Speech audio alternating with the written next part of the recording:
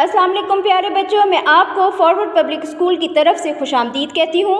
मेरा नाम सिद्रा और मैं आपकी जमात हफ्तम की इस्लामियात की टीचर हूँ। आज हम इस्लामियात के बाब चहारम इखलाक व आदाब में सबक नंबर 4 सखावत की फजीलत और बुखल की मजम्मत के हिस्सा दोम की पढ़ाई और वजाहत करेंगे। ये आपकी किताब के सफ़ा नंबर 49 ता 51 पर मौजूद है। अब आप अपनी किताब का सफ़ा नंबर 49 ओपन करें। इससे पहले आप पेंसिल हाथ में ले लें और जो मुश्किल अल्फाज के मायने में आपको बताती जाऊँ वो आप अपनी किताब पर पेंसिल की मदद से लिखते जाएं। सखावत के मुतालिक सहाबा कराम रज़ी अल्लाह ताला अन्हम का तर्ज़ अमल ज़िंदगी गुजारने का तरीका। तारीख़ इस्लाम हमारे बुज़ुर्गों ख़ुसूसन सहाबा कराम रज़ी अल्लाह ताला अन्हम की सखावत और फ़याज़ी के वाक़यात से भरी पड़ी है। तारीख़ इस्लाम इस्लामी तारीख़ ख़ुसूसन ख़ास तौर पर फ़याज़ी दरिया दिली। पॉइंट नंबर 1 है, उम्मुल मोमिनीन हज़रत खदीजा रज़ी अल्लाह ताला अन्हा अरब की एक मालदार खातून थी। उम्मुल मोमिनीन मोमिनों की माँ, मालदार अमीर। आप रज़ी अल्लाह ताला अन्हा ने इस्लाम कबूल करने के बाद अपनी सारी दौलत इस्लाम की तबलीग और तरक्की के लिए खर्च कर दी। पॉइंट नंबर 2 है, हज़रत अबू बकर सदीक़ रज़ी अल्लाह ताला अन्हु मक्का मुअज़्ज़मा के मालदार लोगों में से थे। सदीक़ सच्चा मालदार अमीर। आप रज़ी अल्लाह ताला अन्हु कपड़े के बड़े ताजिर थे, ताजिर तिजारत करने वाला। इस्लाम कबूल करने के बाद बहुत से ग़ुलामों को काफ़रों से ख़रीद कर आज़ाद किया। इन ग़ुलामों में हज़रत बिलाल रज़ी अल्लाह ताला अन्हु को भी ख़रीद कर आज़ाद किया। बेवाओं और बेसहारा लोगों की मदद में बहुत फ़याज़ी करते थे। फ़याज़ी दरिया दिली या सखावत। आप रज़ी अल्लाह ताला अन्हु ने अपनी कसीर रकम कई मौक़ों पर इस्लाम की राह में खर्च की। कसीर रकम, बहुत ज़्यादा रकम। अब हम अपना पॉइंट नंबर 3 पढ़ते हैं। हज़रत उस्मान रज़ी अल्लाह ताला अन्हु की सखावत और फ़याज़ी तारीख़ इस्लाम का एक रोशन बाब है, रोशन बाब, नुमायाँ हिस्सा। आप रज़ी अल्लाह ताला अन्हु ने अपनी दौलत को इस्लाम और मुसलमानों की तरक्की और बहबूद के लिए जी खोल कर खर्च किया। बहबूद, बेहतरी, जी, दिल।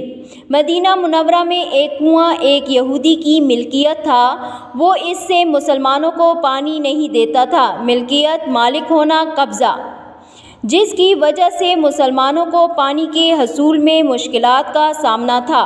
हसूल हासिल करना। हज़रत उस्मान रज़ी अल्लाह ताला अन्हु को इल्म हुआ तो उस यहूदी से मुँह मांगे दामों कुआं ख़रीद कर मुसलमानों के लिए वक्फ़ कर दिया। मुँह मांगे दामों, मुँह मांगी कीमत अदा करना। अब हम अपना पॉइंट नंबर 4 पढ़ते हैं। सखावत और फ़याज़ी में हज़रत अली रज़ी अल्लाह ताला अन्हु भी अपनी मिसाल आप थे। फ़क्र फाक़ा की ज़िंदगी गुजारने के बावजूद जो कुछ उनके हाथ आया अल्लाह ताला की राह में बेदरेग खर्च कर दिया। फ़क्र फाक़ा, गुर्बत और भूख, बेदरेग, बग़ैर सोच के। आप रज़ी अल्लाह ताला अन्हु मेहनत मजदूरी करके जो कुछ कमाते थे उसका बड़ा हिस्सा गरीबों, मोहताजों, बेवाओं और यतीमों की मदद में खर्च कर देते थे। एक मर्तबा इफ्तार के वक्त आप रज़ी अल्लाह ताला अन्हु के यहाँ एक मेहमान आया तो घर में जो कुछ था उन्हें पेश कर दिया और ख़ुद पानी के साथ रोज़ा इफ्तार किया। अब आप बुक पेज नंबर 50 पर आ जाएं। हमें चाहिए कि ज़रूरतमंदों की ज़रूरियात का ख्याल रखें और उनके साथ फ़राग़दिली, फ़याज़ी और सखावत का बर्ताव करें, क्योंकि ये दुनिया और आखिरत में कामयाबी का ज़रिया है। फ़राग़दिली, दिल खोलकर बर्ताव, सलूक। अब हम अपने इस पैराग्राफ की वजाहत करते हैं।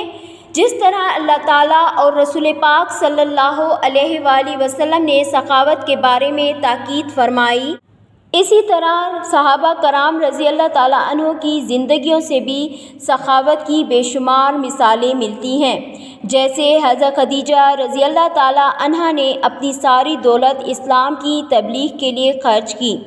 हज़रत अबू बकर सदीक़ रज़ी अल्लाह ताला अन्हु अपना माल ग़ुलामों को आज़ाद कराने में खर्च करते और कई मौक़ों पर जिहाद के लिए भी आप रज़ी अल्लाह ताला अन्हु ने बहुत सा माल अल्लाह की राह में खर्च किया। इसी तरह हज़रत उस्मान रज़ी अल्लाह ताला अन्हो को अल्लाह ने बहुत सा माल और दौलत अता किया था, जिससे आप रज़ी अल्लाह ताला अन्हो ने मुसलमानों की बहुत मदद की। मदीना में मुसलमानों को जब पीने के पानी की तकलीफ़ थी तो आप रज़ी अल्लाह ताला अन्हो ने एक यहूदी से कुआं ख़रीद कर मुसलमानों के लिए वक्फ़ कर दिया। आप रज़ी अल्लाह ताला अन्हो को अपनी फ़याज़ी और दरिया दिली की वजह से गनी का लक़ब मिला। इसी तरह हज़रत अली रज़ी अल्लाह ताला अन्हो की भी सखावत बहुत बेमिसाल थी। आप रज़ी अल्लाह ताला अन्हो ख़ुद बहुत सादा ज़िंदगी गुजारते थे और अपना माल और दौलत ज़रूरतमंदों की मदद के लिए खर्च कर देते थे। इसलिए हमें भी चाहिए कि हम भी ज़रूरतमंदों का ख़याल रखें ताकि दुनिया और आखिरत में कामयाब हों। हमारी अगली हेडिंग है बुखल की मज़म्मत। इसका मतलब है कंजूसी की मुखालफत। मफ़हूम: बुखल से मुराद ये है कि इंसान दौलत रखते हुए भी ना तो अपनी जायज़ ज़रूरियात मसलन ख़ुराक, लिबास, इलाज और सफ़र वगैरह पर मुनासिब तरीके से खर्च करे और ना दूसरे ज़रूरतमंदों पर खर्च करे, बल्कि दौलत जमा करने की धुन में लगा रहे, धुन, शौक़ या आरज़ू। बुखल की मज़म्मत: बुखल बहुत बुरी और नापसंदीदा सिफ़त है। सिफ़त खूबी: अल्लाह ताला ने बुखल से बचने की इंतहाई ताकीद फरमाई है। इंतहाई बहुत ज़्यादा ताकीद, इसरार। अल्लाह ताला ने माल जमा करने, हर वक्त उसको गिनने और दौलत का लालच करने वाले लोगों की मज़म्मत की है और फरमाया है यहसबु अन्ना मालहु अखलदहु कल्ला लयुंबज़न्ना फिल हुतमा। सूरह हुमज़ा आयत नंबर 2 और 3। तर्जुमा है: दौलत जमा करने वाला ये समझता है कि उसका माल उसको हमेशा रखेगा और वो कभी ख़त्म नहीं होगा, नहीं ऐसे लोग जहन्नम में डाले जाएंगे। प्यारे बच्चों, अब तक हमने सखावत की फजीलत के बारे में पढ़ा। अब हम बुखल यानी कंजूसी की मज़म्मत के बारे में पढ़ेंगे। बुखल का मतलब यह है कि इंसान अपने माल और दौलत से ना तो अपनी जायज़ ज़रूरियात सही तरीके से पूरी करे और ना दूसरों पर खर्च करे, बल्कि दौलत जमा करने में लगा रहे। मफ़हूम की वजाहत के बाद अब हम बुखल की मज़म्मत की वजाहत करते हैं। बुखल को अल्लाह ताला ने बहुत नापसंदीदा सिफ़त करार दिया है। अल्लाह ताला ने कंजूसी से मना फरमाया है। इस्लाम हमें मयाना रवी का दर्स देता है। अल्लाह ताला इरशाद फरमाता है, दौलत जमा करने वाला ये समझता है कि उसका माल हमेशा उसके पास रहेगा, यानी कभी ख़त्म नहीं होगा। तो ये इंसान की गलत सोच है। जो लोग माल जमा करते रहते हैं और उसे अल्लाह की राह में खर्च नहीं करते, तो ऐसे लोगों को जहन्नम में डाला जाएगा। अब आप अपनी किताब सफ़ा नंबर 51 पर आ जाएं। बुखल की मज़म्मत करते हुए अल्लाह ताला ने फरमाया है कि बुखल का नुकसान बखील ही को पहुंचता है। बुखल कंजूसी, बखील कंजूस। इरशाद बारी ताला है वमन यबखल फ़इन्नमा यबखलु अन नफ्सिही। सूरह मोहम्मद आयत नंबर 38। तर्जुमा: जो कोई बुखल करता है बेशक अपने आप ही से बुखल करता है।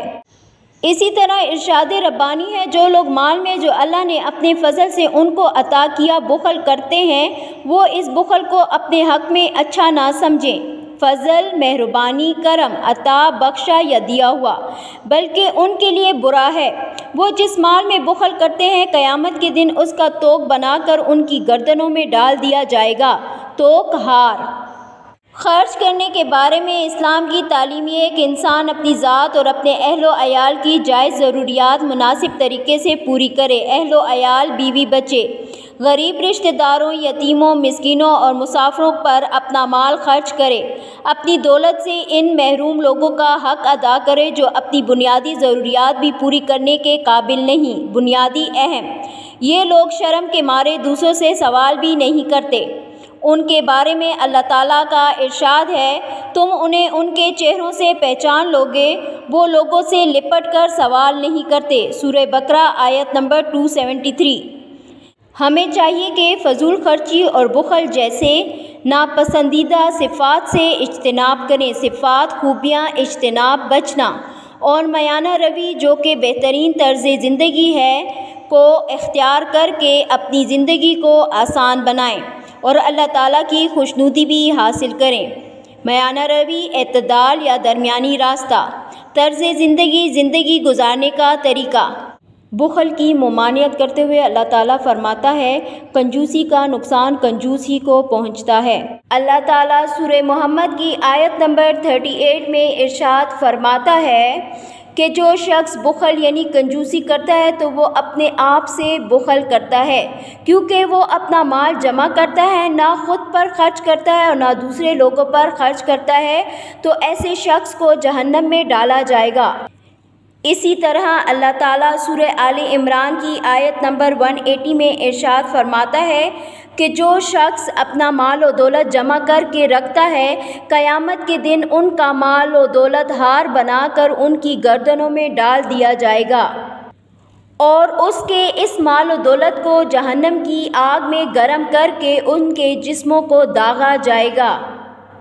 खर्च करने के बारे में इस्लाम हमें ये तालीम देता है कि अपने माल और दौलत से अपनी ज़रूरियात भी पूरी करें और गरीब रिश्तेदारों और यतीमों मिस्कीनों की ज़रूरतें भी पूरी करें। फजूल खर्ची से अपने आप को बचाए रखें, मयाना रवि का रास्ता इख्तियार करें, तो इस तरह अपनी भी ज़िंदगी आसान होगी और अल्लाह की रज़ा और खुशनुदी भी हासिल होगी।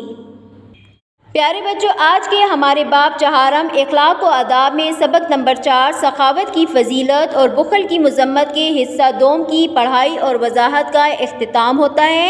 इंशाअल्लाह अगली क्लास में मैं आपको इस सबक के हिस्सा 100 में लिखाई का काम करने का तरीका बताऊंगी। शुक्रिया, अल्लाह हाफिज़। घर में रहिए, महफूज रहिए।